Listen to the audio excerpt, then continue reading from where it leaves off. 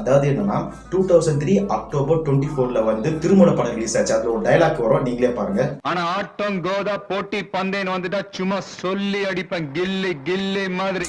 இதுல என்ன இருக்கு, கில்லி படம் வந்தப்பறம் திருமண படம் வந்திருக்கும், அதுல டைலாக் பேசியிருப்பாரு விஜய் சார் அப்படின்னு நினைச்சிட்டு இருப்பீங்க. கிடையாது.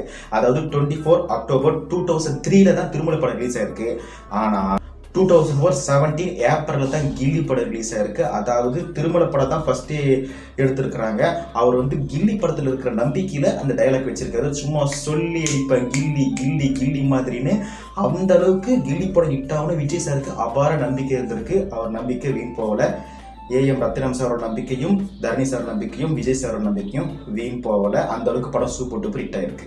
ஆல் ஏரியாவிலயும் ஐயா கில்லிடா. அந்த காலத்துல வந்து சூப்பர் ஸ்டார் ரஜினிகாந்த் அவர்களோட படத்தோட ரெக்கார்டு அவரோட படமே தான். ஹேண்டில் கீழே லிங்க் இருக்கு, அது டச் பண்ணீங்கன்னா ஃபுல் வீடியோ வரும். அப்படி மறக்காம சேனல் சப்ஸ்கிரைப்